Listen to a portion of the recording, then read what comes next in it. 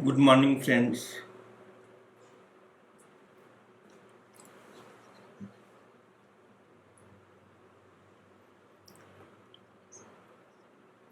We will try to finish yesterday's lecture with references. Uh, Two quotations I shared with you. Quotation 1: the ultimate possibility of human self-emancipation is related with Marx's philosophical premise about the initial creation of the world by man. This is from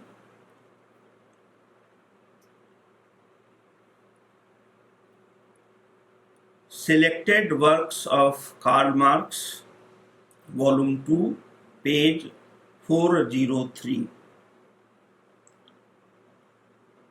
Now, I have shared with you how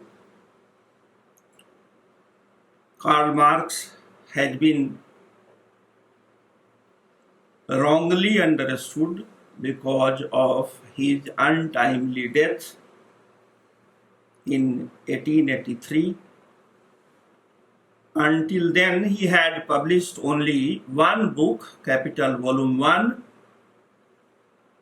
and then there was a joint publication with Friedrich Engels, the Manifesto of the Communist Party. All other works in the name of Karl Marx was edited and published, rather was collected, edited and published by his long-time companion and friend and collaborator Friedrich Engels. Now, I have already shared with you how Marx did not believe in historical materialism, but he definitely had a materialist epistemology of understanding man, society, and history. To understand his point, I am giving you second quotation. This is from German Ideology, page 58. And I am quoting Karl Marx in his own words. And the quotation is, if man is a product of material conditions, comma, he, that is man, can never emancipate himself from their impact. Full stop. If the world is not of man's own making, comma, how can he change it? Question mark. Quotation ends. I will also share with you Karl Lovitz, his German book on Karl Marx, page 7. Marx criticized the mechanic. I am also quoting an author whose name is Karl Lovitz, K-A-R-L. Karl Lovitz, L-O-W-I-T-H, 1962. His book in German language on Karl Marx, page 7. I am just translating the German into English.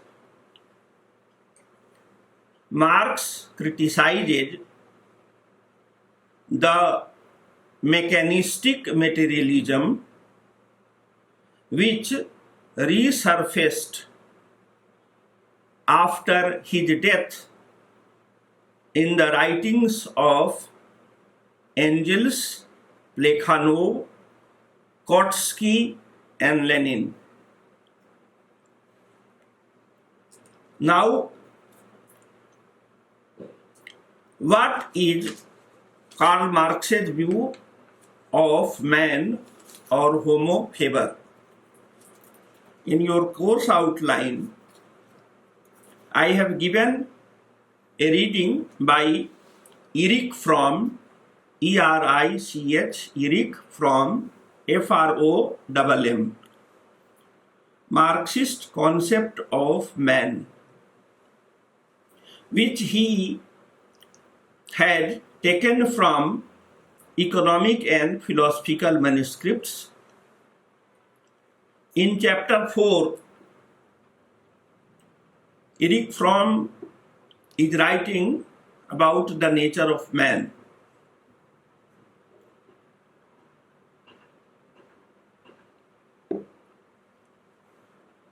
There are two perspectives of man according to Erich Fromm. The first was a concept which was prevalent before Karl Marx was writing, and I am quoting Erich Fromm: there is no such thing as the nature of man,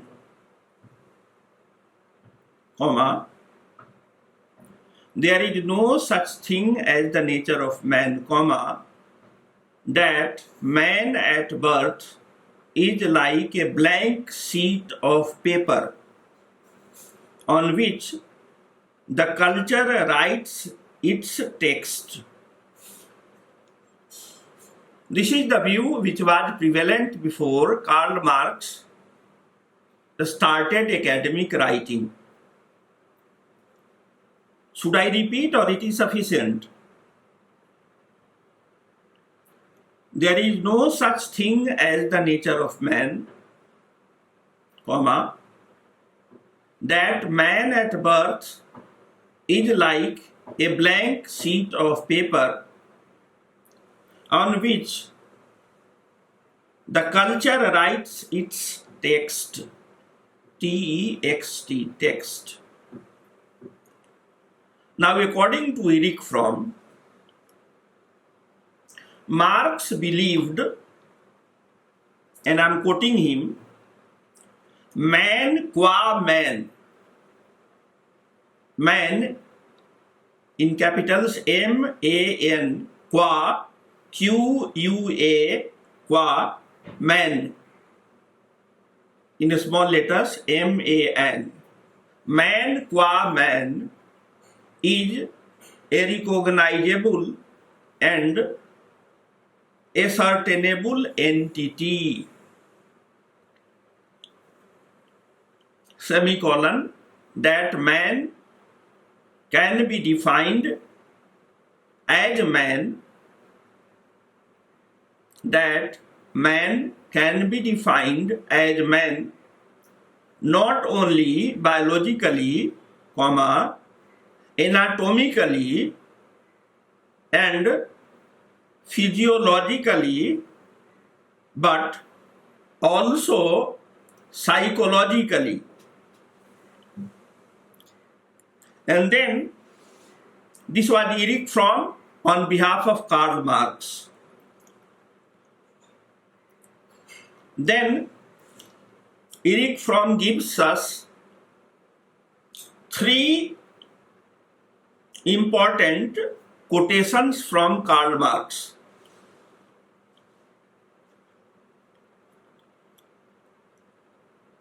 First, there is a human nature in general in history. There is a human nature in general in history. Second quotation, human nature is modified in each historical epoch. Third quotation,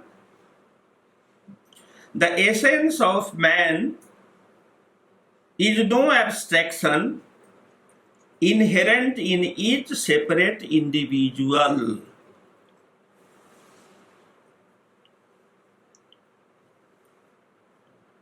Now, this is Marxist concept of man.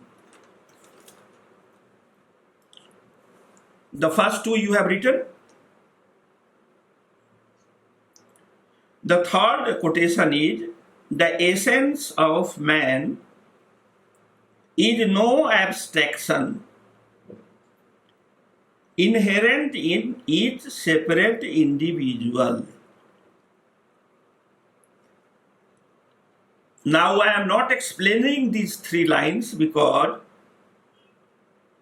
when I will deal with Durkheimian concept of, man, I will take it up again. Now Marx said, according to Eric Fromm, human drives, that is hunger and the sexual urge, are integral part of human nature. I am repeating, human drives is the Marxist concept in place of Newton's concept of theory of nature. In other words, Isaac Newton was concerned how planets move, what is the nature of planet and how they do move, and then he gave theory of gravitation. In the same way, Karl Marx is trying to explain, to use, the Weberian concept of, human action or social action, what drives human beings to act in a particular way. And that particular way, according to Marx, will be always social. That particular drive will be always social, according to Emile Durkheim as well. And this view is also shared by Sigmund Freud in his book Civilization and its Discontent. Now I am coming to Eric Fromm's reading of Karl Marx's concept of man. Now why I am taking him? Because like Marx, he is also a Jew, social scientist. Durkheim is also a Jew. They had one cultural background and they knew the same language, Hebrew. Secondly, they all knew three languages, Hebrew, German and French, besides the English. Therefore, they are more reliable translators of Marx's own writings in Hebrew and German.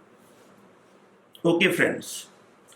Human drives, that is hunger and the sexual urge, are integral part of human nature, but these are modified with each historical period.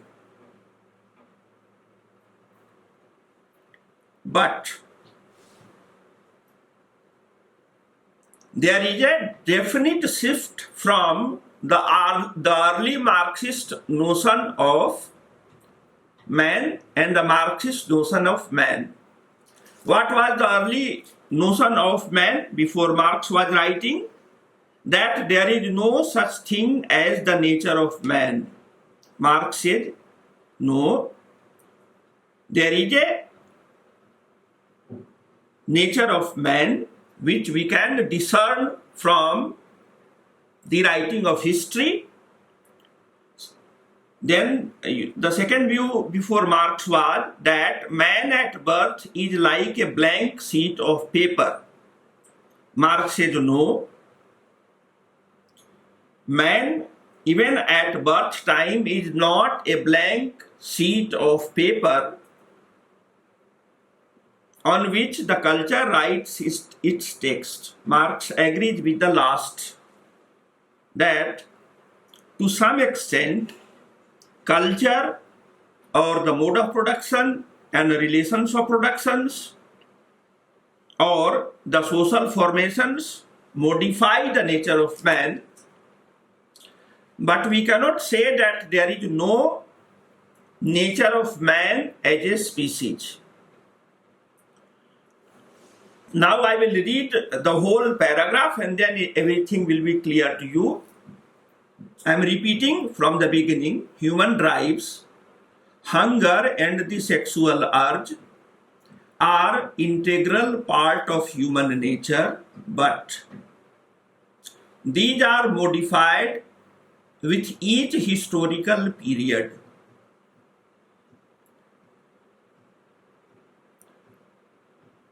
Human nature is changed in form and direction to suit certain social structures and certain conditions of production and communication.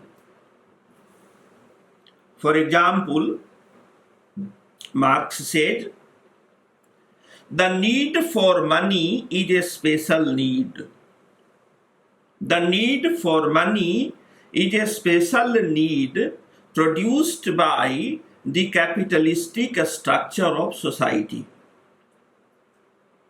According to Marx, this need for money is inhuman, depraved, unnatural, and imaginary appetite.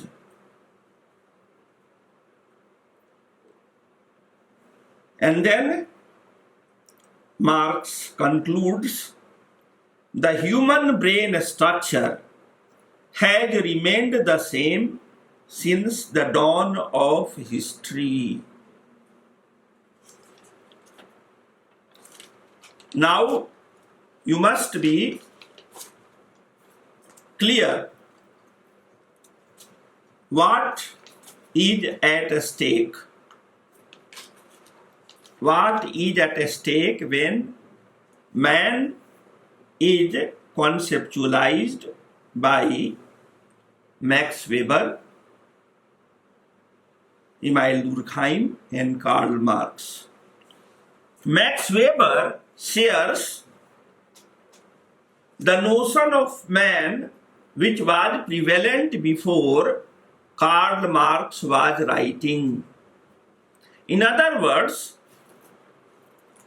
Max Weber believed that there is no nature of man.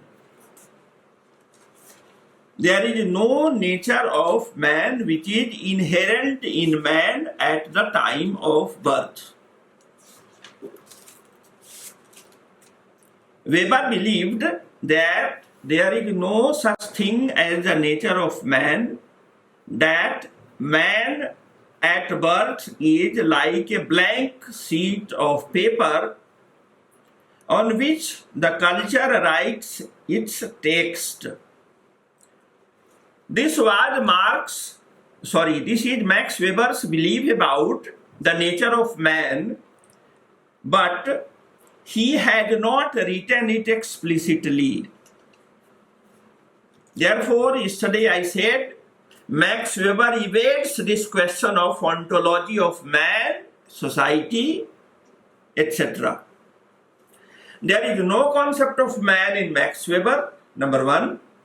Number two, there is no concept of society in Max Weber. He evades this question.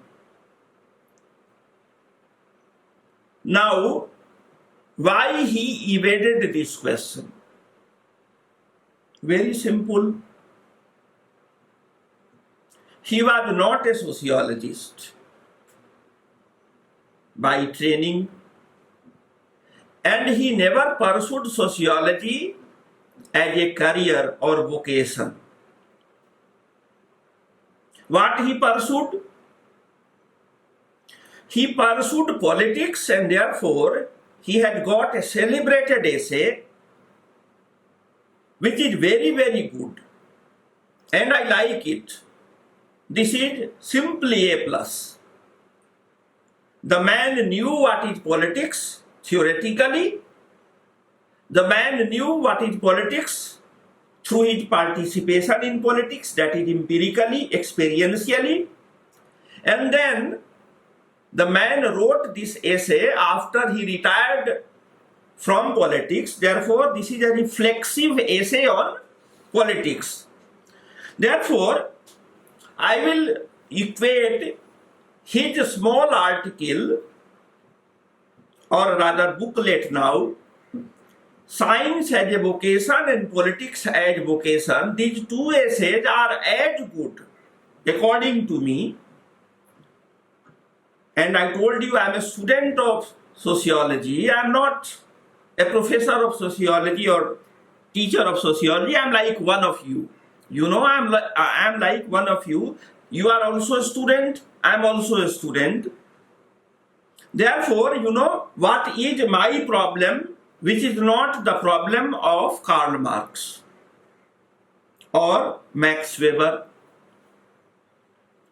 Because in case Max Weber was sharing his view with a class of fellow students or fellow sociologists, then anybody would have asked this question: what is your concept of man? What is your concept of society?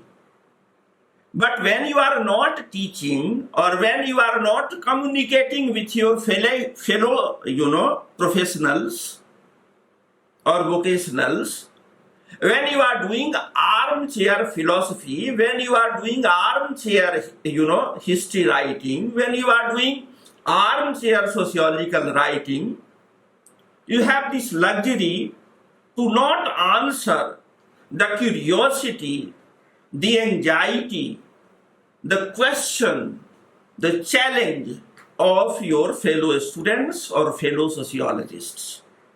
Are you getting my point? Therefore, Durkheim was a student of sociology like me. He was also, a practicing sociologist like me. He never wrote any of his work, including his PhD thesis, The Division of Labor in Society, in isolation. He was writing with a team. He was discussing with a team. He was editor of a journal in French and a sociological. Therefore, each and every concept of Durkheim was debated and discussed and challenged and re-answered in the group which was, gathering, which was growing under the banyan tree called Emile Durkheim. Therefore, Durkheim had a limitation of not indulging in armchair philosophy. He was a responsible sociologist, not because of choice, but also because of compulsion. When you are writing for a group or in a group, you have to be answerable to your readers, to your audience, to your fellows. But this was the luxury of, Max Weber, that he was writing in isolation as a retired politician, as a retired techno-scientist. He had got another article, Science as a Vocation, but he was not a scientist. He was not trained in science. He was trained in engineering. And I'm not denying that engineering is the child of science. If there is no science, there cannot be an engineering, but engineering is a technology. Science is something else. What is science? Science is a theory of knowledge about nature, physical reality, and cosmos.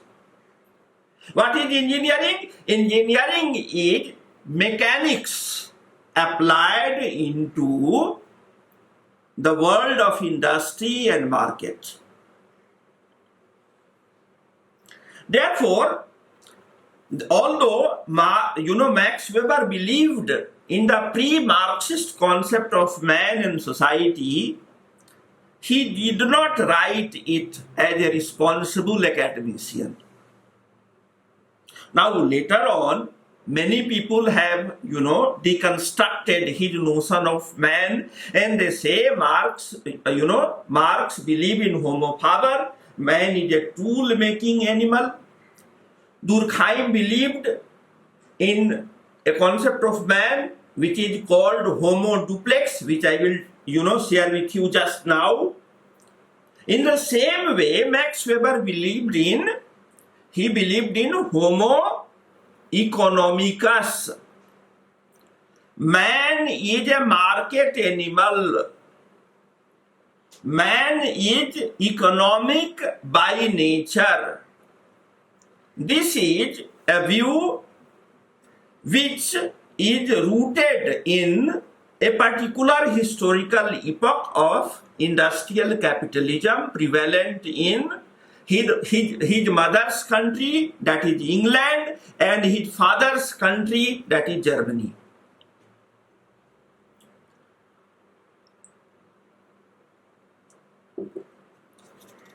Now let us take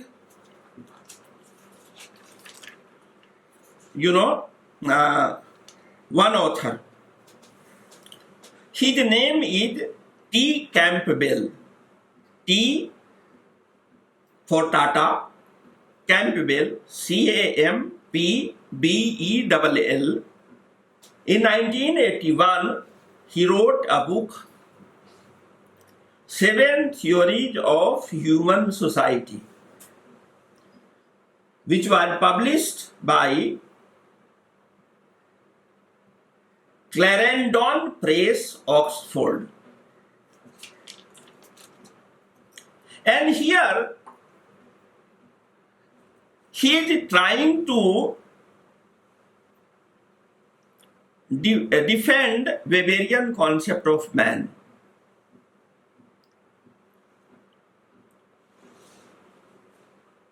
I am reading for your convenience.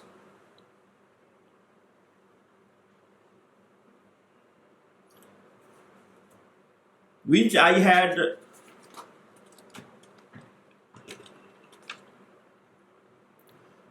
read earlier also, but in case I read it just now, it will make more sense. Unlike Karl Marx and Emil Durkheim, there is no direct answer about the nature of man or the concept of society in Max Weber. In other words, in Weberian sociology, the question of epistemology is more important or primary than the question of ontology. What does it mean? It means that for Max Weber, theory of ontology or ultimate reality or reality as it is in itself or noumena, Noumena,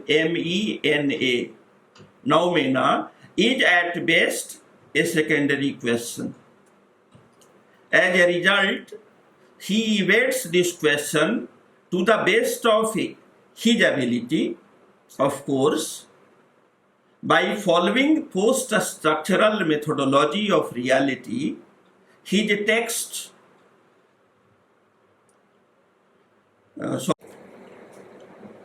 Campbell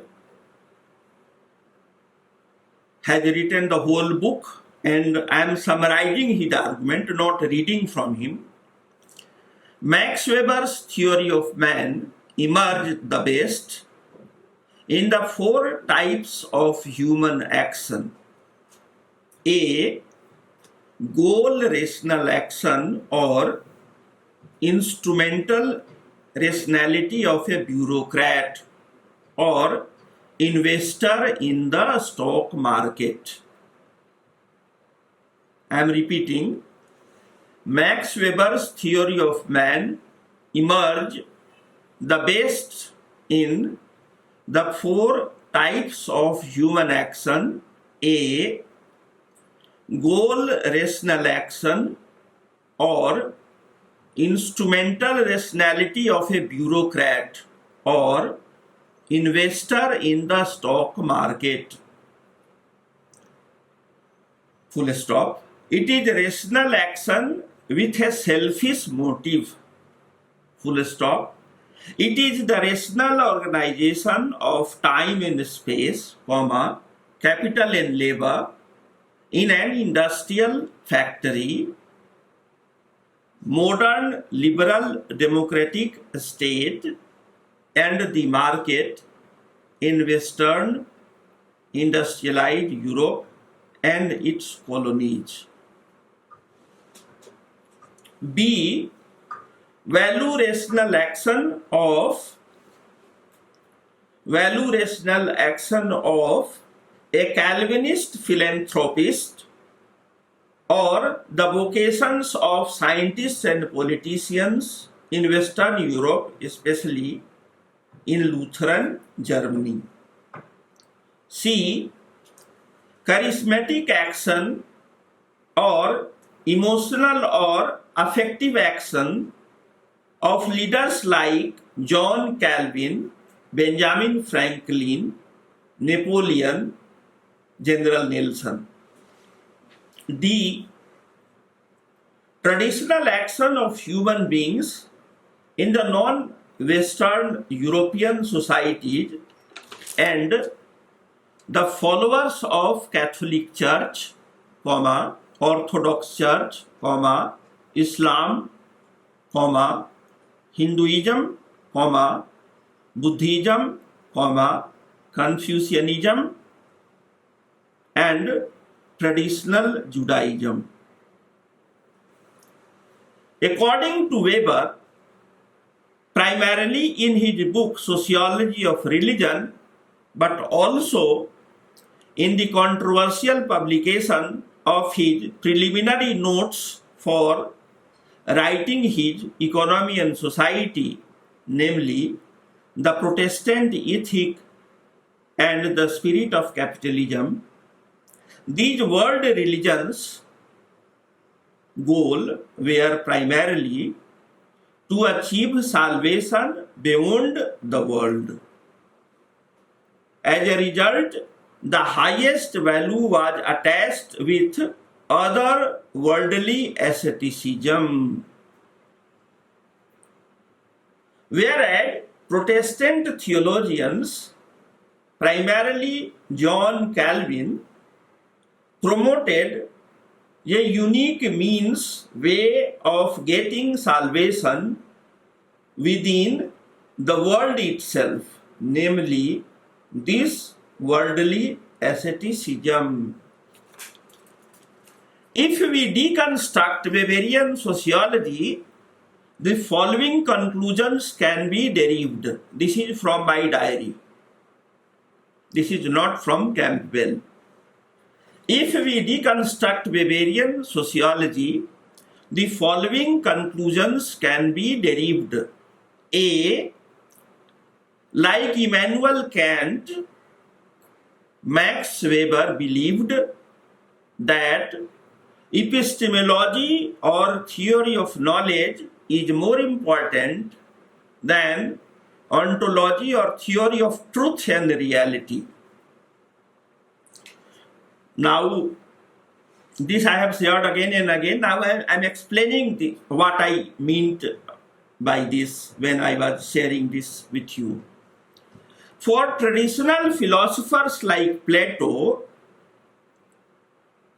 and his contemporary followers like Martin Heidegger, Anand Kentish Kumaraswamy, John Ruskin, or Michel Foucault, truth includes the whole reality of the cosmos, or what Kant said, noumena, noumena, which includes human beings as an integral part. On the other hand, for Weber, market of modern industrial society is the ultimate social reality, and human social action has to be meaningful only in the instrumental world of market relationships, which is protected by the state, ably represented by charismatic elected leaders as well as by the rational legal bureaucracy.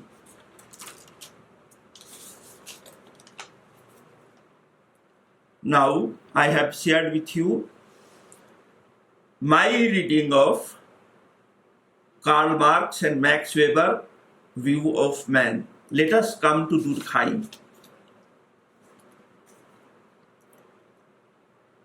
Durkheimian concept of man is called homo duplex.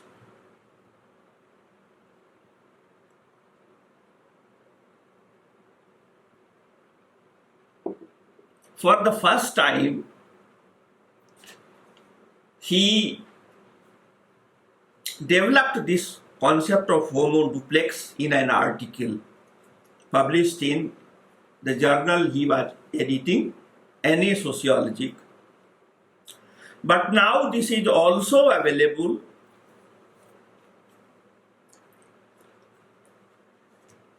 in a book jointly written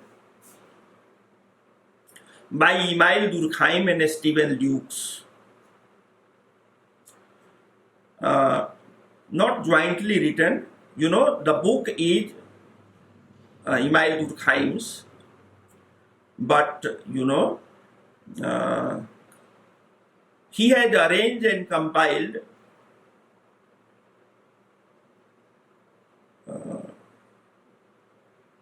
and this was translated into English by W.D. Halls in November 1982, and it was published by Macmillan. The name of the book may sound you familiar. The name of the book is The Rules of Sociological Method and Selected Texts on Sociology and its Method. That is, this is the new version or new edition of Rules of Sociological Method, in which Stephen Lukes had compiled related article of Durkheim, which was not earlier available in the English language or even in French in the book form. Therefore, in case you read this book, you will have this concept of homo duplex. Now, what is the view of homo duplex? D-U-P-L-E-X, homo, H-O-M-O. According to Durkheim, a man, on the one hand, is a biological organism driven by instincts with desire and appetite, and on the other hand, man is being led by morality and other elements generated by society. I am repeating, a man on the one hand is a biological organism driven by instincts with desire and appetite, and on the other hand is being led by morality and other elements generated by society. And then he writes, what allows a person to go beyond the animal nature? I am repeating, what allows a person to go beyond the animal nature is the most common religion,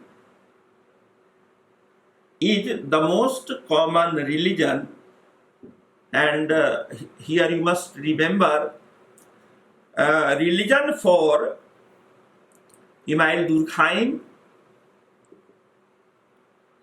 is not Christianity or Judaism, Hinduism or Islam, Buddhism or Confucianism or Marxism. These are particular religions. Durkheim is talking about common religion. What is common in all religions? And according to Durkheim, both in the division of labor in society as well as in the elementary forms of religious life, for Durkheim, the common religion of man is a moral community. A moral community or ethical community for Durkheim is a religion. It is organized around sacred and profane. We will discuss these things here. Just I am trying to hint at that here by religion he meant moral community, and he said moral community is a church, not church of the Christians, but any organizing mechanism. It can be a temple, it can be a mosque, it can be a synagogue, it can be also the place where tribal people celebrate animism. It can be also a 26th January and 15th August for independent India. Moral community, the sacred and the profane. What is sacred? Sacred is something which represents the whole society. And what is profane? Profane is individual everyday life which is lived within the parameters of the sacred. Now let us come to Durkheim himself.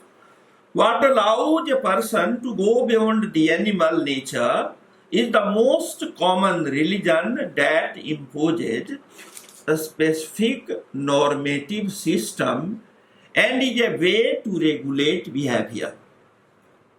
Then Durkheim said, left unchecked, the individualism leads to a lifetime of seeking to slake selfish desires, slake S-L-A-K-E, slake selfish desires, which leads to unhappiness and despair. And then he says, on the other hand, collective conscience, or in French conscience, serves as a check on the will of the individual. This is created by the cultural process of socialization and education. This is created by the cultural process of socialization and education, or by institutions like family, church, and the other formal institutions which are empowered by society as a sui generis, that is sovereign phenomenon or social fact. I am repeating. On the other hand, collective conscience serves as a check on the will of the individual or profane. This is, that is conscience, this collective conscience or collective consciousness is created by the cultural process of socialization and education.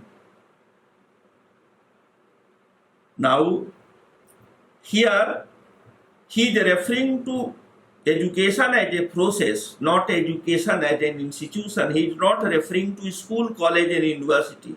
He is just referring to socialization and education, and how this cultural process is done, how it is done. It is done, this socialization, this education is done by institutions like family, church, and other formal institutions which are empowered by society as a sui generic phenomenon. Sui, S-U-I, generic, G-E-N-E-R-I-C.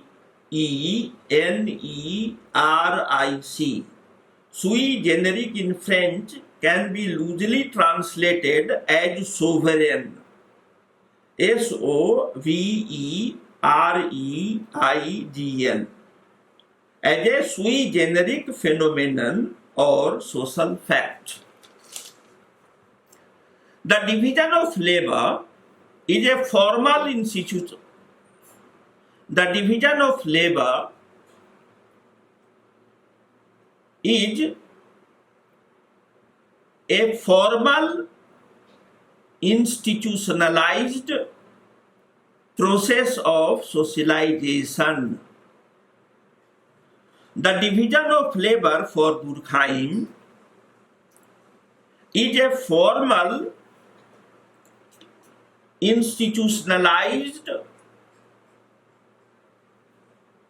process of socialization through which norms, values, and ethical frameworks of a particular community in terms of Ferdinand Tönnies, community in terms of Ferdinand Tönnies, or society in terms of Aristotle, or solidarity according to Durkheim.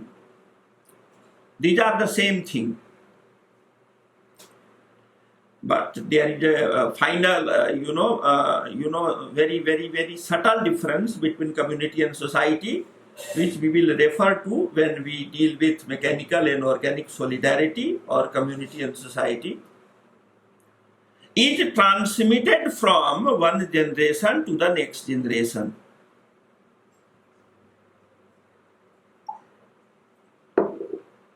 The division of labor at a deeper structural level is not only a process of socialization which can be observed at the surface structural level, rather, it is also a particular type of cultural medium of communication.